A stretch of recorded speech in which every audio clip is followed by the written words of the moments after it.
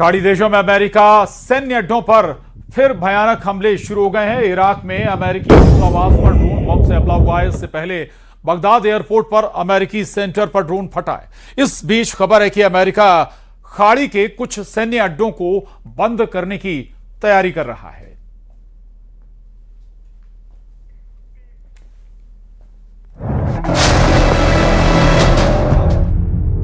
America युद्ध में जब हारने लगता है तो खूंखार हो जाता है, इतना खूंखार कि फिर सभी हथियारों से दुश्मन को दहलाता है। ट्रंप ने साफ कह दिया है कि ईरान को जैसे भी हो हद में लाओ, ईरान को एटम प्रोग्राम पर फौरन समझौता करवाओ। अगर ईरान नहीं तैयार होता है तो फिर B-2 से बमबारी करो या टॉम हॉक से मारो, F-35 से हमला करो या मिनटमैन फोड़ो। मगर ईरान को अब ट्रंप बख्शने को तैयार नहीं। ट्रंप को अब ईरान की धज्जियां उड़ाने से कोई रोक नहीं सकता। ट्रंप की ईरान ने इतनी परीक्षा ले ली है कि वो होश खो बैठे हैं। ईरान ने कतर में जो कांड किया है उसे ट्रंप ने अपनी इज्जत का सवाल बना लिया है। जैसे ही ईरान की चालबाजी ट्रंप को पता लगी है, उन्होंने फौरन इमरजेंसी वॉर मीटिंग बुलाई।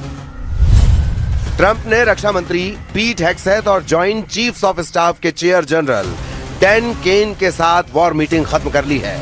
मुमकिन है जल्द ट्रंप फिर से ईरान को फोड़ने वाला ऑर्डर रिलीज कर दें।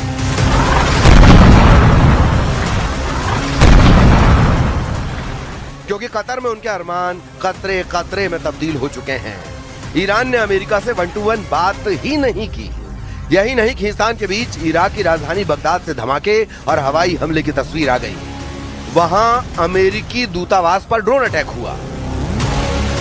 तस्वीरों में दिख रहा यह इलाका बगदाद का सबसे सुरक्षित इलाका माना जाता है, लेकिन वहां हमला हुआ।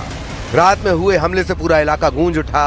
आरोप लगा कि अटैक ईरान ने किया, वो भी ऐसे समय जब डील की वजह से अमेरिका और ईरान ने एक दूसरे पर हमले रोके हुए हैं।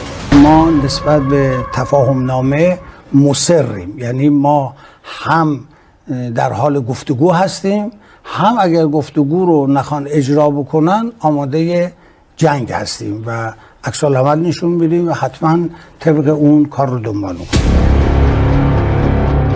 जिस मुलाकात का ट्रंप ने ढिंडोरा पीटा था और कहा था कि ईरान की सहमति से कतर की राजधानी दोहा में अमेरिका और ईरान एटमी डील फाइनल करने की कोशिश करेंगे, ना वो मुलाकात हुई और ना ही ईरान और अमेरिका की दोहा में कोई सीधी बात हुई।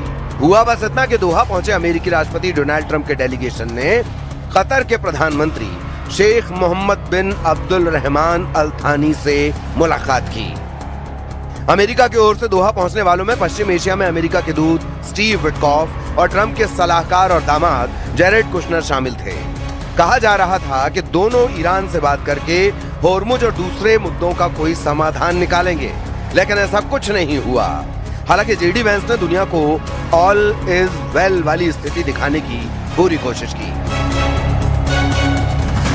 अमेरिका कोशिश कर रहा है कि डील पर ईरान उसकी बात माने, होर्मुज में समझौते के आर्टिकल 5 को लागू करे, लेकिन ईरान नहीं झुक रहा। वो होर्मुज में वसूली का प्लान बना चुका है और उस प्लान को लागू करने के लिए वो अमेरिका को मजबूर कर रहा है। उसका सीधा सीधा कहना है कि पहले MOU की शर्त पूरी हो, तभी आगे बात होगी। इन शर्तों में ईरान के अरबों की संपत्ति वापस करना, होर्मुज पर ईरान का पूरा कंट्रोल होना और इजरायली सेना का लेबनान से लौटना शामिल है। यानी ईरान चाहता है डील में उसका सिक्का चले, उसकी मर्जी चले, इसीलिए अमेरिका को बार बार मजबूर किया जा रहा है। मगर ये दांव उल्टा पड़ सकता है। इजराइल इसी फिराक में है कि एक बार ट्रंप का मूड बदले और फिर ईरान को अच्छे से सबक सिखाया जा सके।